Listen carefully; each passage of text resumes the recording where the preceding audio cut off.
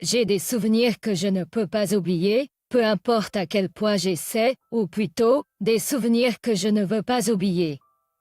Quand je regarde en arrière, cela semble être un rêve, mais c'était sans aucun doute réel. J'avais une épouse que j'ai épousée quand j'avais 25 ans. J'ai obtenu un emploi dans une entreprise informatique à prédominance masculine juste après l'obtention de mon diplôme, et un ami me l'a présenté, car je n'avais pas l'occasion de rencontrer quelqu'un. Marie, avec sa nature gentille et compréhensive, et moi, impulsive et imprudente, étions des opposés complets, c'est probablement pour cela que nous étions attirés l'une par l'autre. Après 2 ans de fréquentation, j'ai fait ma demande et nous nous sommes mariés. Marie travaillait dans une animalerie avec un horaire changeant, ce qui ne correspondait pas bien à mes week-ends de congé, mais nous avons réussi à partager les tâches ménagères et nous nous entendions bien au départ. Cependant, après environ 3 ans, notre relation s'est progressivement détériorée. Au fur et à mesure que j'avançais dans la vingtaine et acquérais plus d'expérience, on m'a confié de plus en plus de tâches responsables au travail. C'était quelque chose qui me rendait très heureux, mais je pense que cela m'a également beaucoup stressé, mentalement et physiquement. Dès le début de notre mariage, Marie était chargée de préparer les repas et de nettoyer des espaces comme la cuisine, le salon, le couloir et l'entrée. Je devais nettoyer les espaces en dehors de la cuisine, y compris la salle de bain. Nous nous occupions également d'autres tâches au besoin, ou celui qui les remarquait en premier. Bien sûr, il y avait des jours où nous étions incapables d'achever nos tâches, et nous étions flexibles à ce propos, mais pendant cette période, je me suis retrouvée de plus en plus incapable de tenir ma part des tâches ménagères. Puis, un jour, quand je suis rentrée du travail avec le dernier train, Marie venait de rentrer à la maison et avait étalé quelques plats préparés sur la table. « Est-ce le dîner de ce soir ?» ai-je demandé, et Marie, avec un air désolé, a répondu. « Oui, désolé. J'étais fatiguée et il était tard aujourd'hui, donc je les ai achetés au supermarché. » Elle a ensuite réchauffé ma portion au micro-ondes, l'a transférée dans une assiette et me l'a remise. J'avais déjà pris des plats préparés pour le déjeuner et espérais avoir un vrai repas le soir. Perdu dans mes pensées, je ne prêtais pas attention à ce que Marie disait. Puis je l'ai interrompue. « Pourrais-tu préparer le bain ?» Émilie semblait surprise et momentanément figée. C'était à moi de préparer le bain, donc sa réaction était compréhensible. C'est ce que je pensais à l'époque. Je suis fatiguée d'enchaîner les jours de travail, pourrais-tu le faire à ma place? À ces mots, Marie a dit d'accord et est allée préparer le bain. Ce genre de situation a continué jour après jour.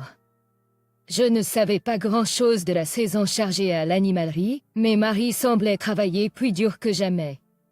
Elle rentrait souvent tard et était incapable de préparer de vrais dîners. Après environ 2 semaines de cela, j'ai enfin parlé. Dernièrement, tu as un peu laissé aller, n'est-ce pas? Ce jour-là, je suis rentrée vers 22 heures, plus tôt que d'habitude, mais Marie était allongée sur le canapé et n'avait pas préparé le dîner. Désolée. J'ai pris des plats préparés pour aujourd'hui. Elle s'est excusée, mais ma frustration n'a pas diminué. Moi aussi, je suis occupée, tu sais. Mais si nous ne faisons pas ce que nous devons, nous ne pourrons pas maintenir notre vie en commun. Essayons de faire notre part, d'accord?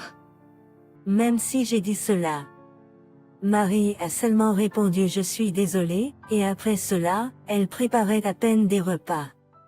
Je commençais à être de plus en plus irritée par Marie.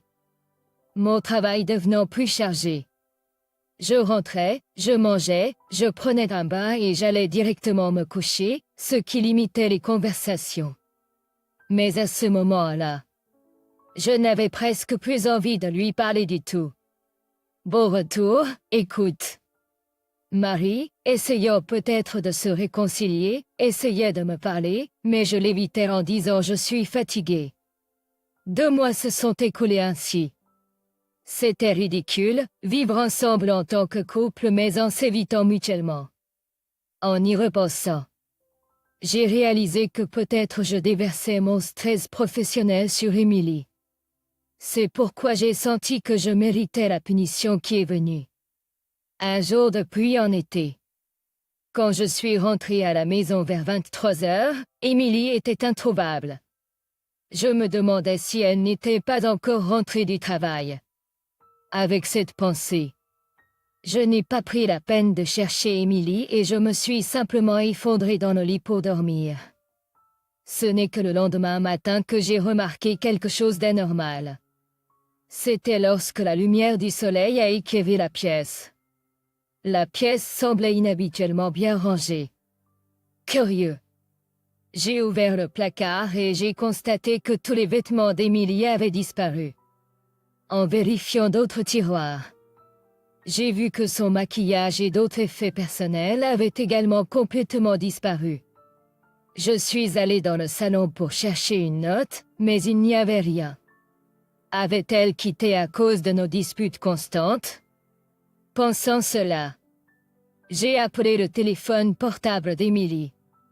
Cependant, tout ce que j'ai entendu était une voix froide et automatisée disant « Ce numéro de téléphone n'est actuellement pas en service ». Et comme ça, ma femme, Marie, avait disparu soudainement. Je regrettais profondément mon comportement récent. Puisque moi aussi, j'avais parfois négligé ma part des tâches en raison de mon emploi du temps chargé.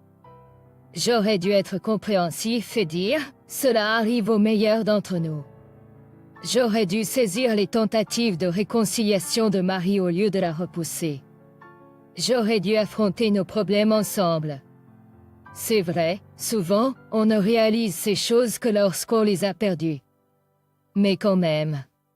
Je pensais, peut-être qu'elle est juste en colère et qu'elle reviendra un jour. Quand elle le fera, je m'excuserai correctement. J'étais encore naïf à ce moment-là. Un mois s'était écoulé depuis que Marie avait disparu. Mon emploi du temps chargé avait enfin ralenti, et j'avais plus de temps libre que d'habitude. Cette situation m'a amené à passer plus de temps que jamais à penser à Marie, et j'étais hantée par l'anxiété qu'elle ne revienne pas. Ensuite, dans ma boîte aux lettres, j'ai trouvé une enveloppe sans nom. Comme il n'y avait pas de timbre, il était clair qu'elle avait été livrée directement. Après être rentrée chez moi, j'ai ouvert l'enveloppe pour y trouver quelque chose de choquant à l'intérieur. Une demande de divorce. Pendant un moment, j'ai pensé que c'était peut-être une sorte de blague, mais il y avait déjà la signature de Marie d'un côté. C'était sans équivoque l'écriture de Marie. J'ai cherché dans l'enveloppe, mais il n'y avait rien d'autre. Puis quoi? Comment cela a-t-il pu arriver? Mon comportement avait tellement blessé Marie qu'elle voulait un divorce.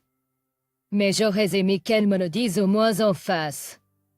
L'idée que tout puisse se terminer sans aucune communication réelle, juste avec un morceau de papier, était incroyablement frustrante. Je n'avais visité la maison familiale de Marie qu'une seule fois, loin, et je ne me souvenais même pas de l'adresse ou du numéro de téléphone. Voyant comment la lettre avait été livrée directement, sans aucune chance de traçage par un cachet de la poste, il était évident que Marie ne voulait pas me voir. La pensée que j'avais chassé quelqu'un que j'avais autrefois tant aimé était incroyablement douloureuse. Mais il n'y avait plus moyen de la persuader. Pendant des mois, je n'ai pas pu me résoudre à signer les papiers de divorce. Mais quand Marie n'est pas revenue même pour son 5e anniversaire de mariage, j'ai finalement accepté sa décision. J'ai signé et soumis la pétition de divorce. Je n'aurais jamais pensé que je serais de retour à cet endroit où nous avions autrefois soumis joyeusement notre acte de mariage, seulement 5 ans plus tard. Les larmes coulaient naturellement de mes yeux. 3 ans se sont écoulés depuis lors. Je n'ai toujours pas pu renoncer à revoir Marie et j'ai demandé à des amis communs de me faire savoir s'ils entendaient parler d'elle. J'ai même visité sa ville natale au Nebraska, mais je n'ai toujours pas pu trouver où elle était. Pendant ce temps, j'ai eu des nouvelles d'un ami vivant en Californie comme quoi il avait vu Marie. Je me suis dit qu'elle ne voudrait peut-être plus voir mon visage. J'y ai pensé, mais je savais que je ne pouvais pas avancer sans la voir et entendre ses vrais sentiments. Et je voulais désespérément avoir la chance de m'excuser. Si je devenais un fardeau, j'ai décidé que je partirais immédiatement. Avec cela en tête, je me suis dirigé vers la Californie. Bien sûr, ce n'était pas facile de trouver quelqu'un dans une ville aussi bondée que la Californie. J'ai passé une journée entière à errer autour de la gare où l'ami de mon ami l'avait vue. J'ai l'impression de la traquer. Juste au moment où je reprenais mes esprits, me demandant si je devais faire demi-tour, me sentant découragée. Un visage familier est passé juste devant moi. Elle ne semblait pas m'avoir remarqué, mais c'était certainement Marie. Il n'y avait aucun doute. Voir Marie pour la première fois depuis 3 ans. J'ai failli fondre en larmes, mais je me suis retenue, vu la foule. Marie semblait chercher quelqu'un, puis son visage s'est illuminé de joie. Elle a retrouvé sa mère et un petit garçon qui a couru vers elle en s'exclamant « Maman ». Le garçon, en serrant Marie dans ses bras, a dit joyeusement « C'est formidable. As-tu dit merci? » Marie a demandé au garçon avec un sourire maternel d'où que je n'avais jamais vu auparavant, en le soulevant dans ses bras. Marie avait-elle refait sa vie?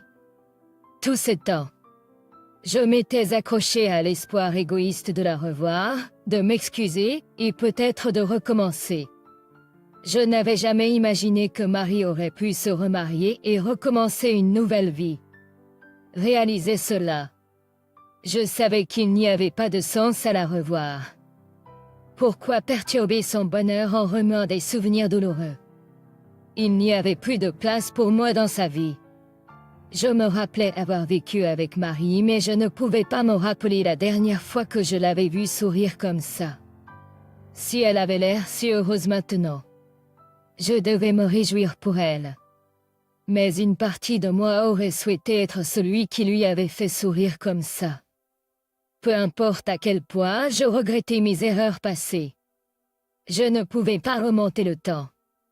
Alors que les larmes menaçaient de couler, je me détournai de Marie et de sa famille, me dirigeant vers les toilettes de la gare. C'est alors que, Puis-je avoir un moment avec vous? quand j'ai été appelée de derrière et que je me suis retournée, la mère de Marie se tenait là. Il n'y avait pas de signe de Marie ou du petit garçon à côté d'elle, me laissant un mélange de soulagement et de déception. Tu es Nat. N'est-ce pas? Elle demanda, me reconnaissant. Ça fait un moment, ai-je répondu. La mère de Marie a suggéré que nous parlions dans un café voisin. Dès que nous nous sommes assis, elle s'est excusée. Non, c'est moi qui devrais m'excuser de faire souffrir Marie, ai-je dit. J'avais tellement de questions, pourquoi Marie est-elle partie sans un mot? Comment vit-elle maintenant? Était-ce vraiment son enfant? Mais cela semblait intrusif de demander. Ensuite, la mère d'Émilie a demandé « Pourquoi es-tu ici aujourd'hui ?» Mais je ne pouvais pas répondre immédiatement à sa question. J'étais inquiet que cela puisse sembler étrange, voire effrayant, d'être venu jusqu'en Californie pour rechercher Émilie après notre séparation il y a 3 ans. J'étais venu jusqu'en Californie pour rechercher Émilie après notre séparation il y a 3 ans. Pourtant, si je voulais vraiment voir Émilie, devrais-je être honnête à ce sujet? Encore une fois, je me suis retrouvé dans un dilemme. Ensuite, la mère d'Émilie a doucement demandé, « Es-tu venu voir Émilie? » Enfin, j'ai admis, oui. Je voulais lui reparler, m'excuser. Ensuite, La mère d'Emily a dit quelque chose de surprenant. S'il te plaît, rencontre Emily. Vraiment? Mais tu dois le faire, pour que vous puissiez avancer tous les deux, dit-elle. Ces mots m'apportèrent à la fois du bonheur et une pointe de douleur. J'avais l'impression qu'elle disait qu'elle voulait que sa fille règle le passé et trouve le bonheur dans sa nouvelle vie. Finalement, j'étais heureux de voir Marie, que j'avais tant désiré rencontrer, mais l'idée que ce pourrait être la dernière fois me rendit quelque peu triste. Le lendemain, alors que j'attendais à l'endroit promis, Marie est arrivée. Cela fait un moment, dit-elle, en s'asseyant sans me regarder. Peut-être qu'elle ne voulait vraiment pas me voir. Je le savais depuis le moment où elle avait initié le divorce. Déterminée à ne pas avoir de regrets, j'ai décidé d'exprimer mes sentiments. Merci d'être venu aujourd'hui. Depuis le divorce, non, depuis que tu es parti. J'ai été plein de regrets. J'étais tellement absorbé par ma propre douleur. Je n'ai jamais essayé de comprendre tes sentiments. Je pense que cela n'a fait que rendre les choses plus difficiles pour toi. Je suis vraiment, vraiment désolée. J'ai voulu m'excuser depuis si longtemps. Je m'excusais auprès d'elle. Attends, regarde-moi. C'est moi qui devrais m'excuser d'être parti en silence.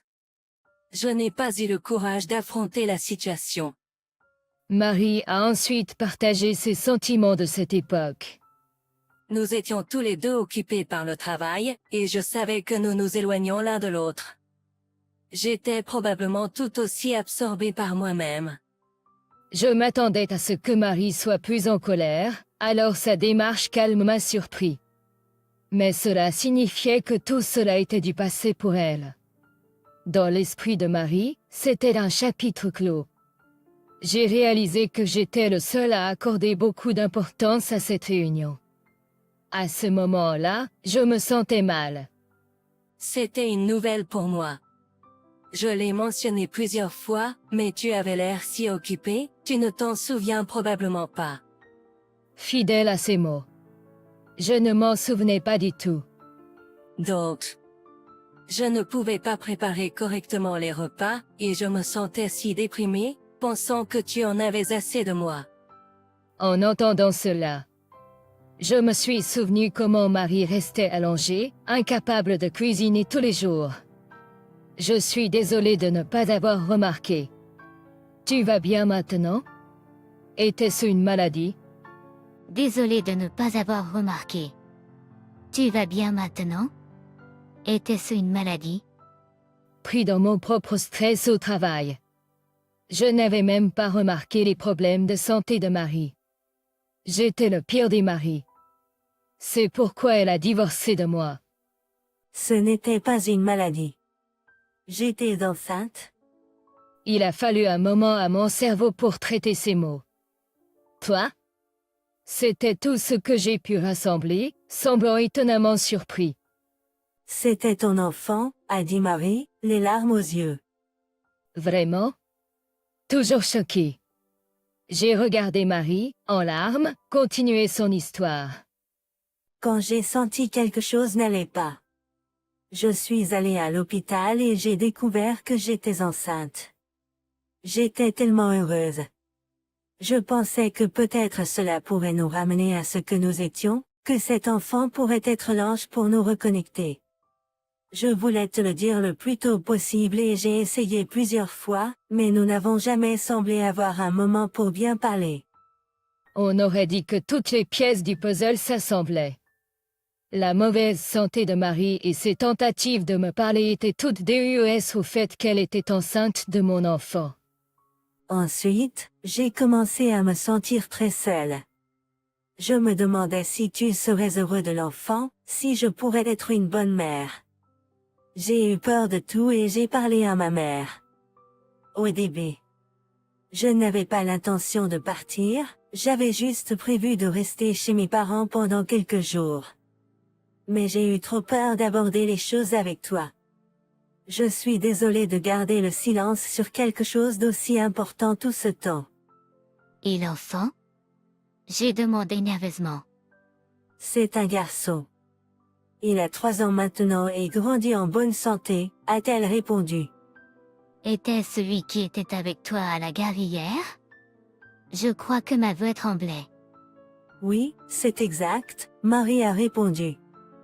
En entendant ces paroles, des larmes ont commencé à couler de mes yeux de manière incontrôlable.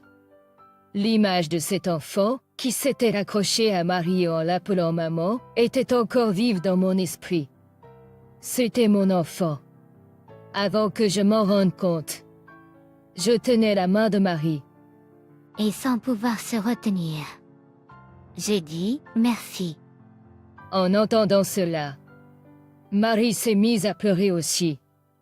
Je suis désolée de ne pas avoir réalisé la douleur que tu as endurée pour notre enfant et de m'être mal comportée. J'étais égoïste, vraiment désolée. Mais j'ai toujours voulu te dire cela. Si possible, si tu peux me pardonner. Je veux vivre de nouveau avec toi. Je veux être le père de notre enfant. Peux-tu me donner une autre chance? L'attente de la réponse de Marie a paru incroyablement longue. Mais alors? Marie a serré ma main et a dit, c'est ma ligne. Merci. Par la suite, Marie m'a emmené chez elle actuelle.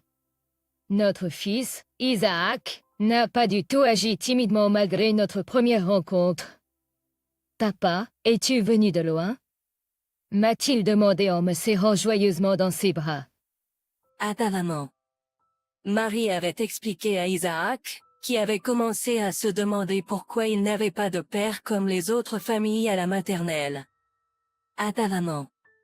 Marie avait expliqué à Isaac, qui avait commencé à se demander pourquoi il n'avait pas de père comme les autres familles à la maternelle, que papa était parti pour un long voyage. Isaac a même dit, maman me l'a dit. Papa est gentil et drôle. Savoir qu'Emily et Isaac avaient maintenu ma présence dans leur vie m'a rendu incroyablement heureux. Plus tard, je suis retourné au siège et j'ai organisé mon transfert au bureau de la Californie à partir du printemps prochain. D'ici là, je les visiterai en avion les week-ends, mais compte tenu des 3 années que nous avons manquées, cela semblait être une courte attente. Bientôt. Je crois que vivre avec Marie et Isaac semblera normal à nouveau. Mais je n'oublierai jamais qu'une vie aussi ordinaire n'est pas quelque chose à tenir pour acquis. Ayant autrefois sombré, je crois que nous sommes maintenant liés par un lien plus fort et je commence à marcher avec ma famille à nouveau.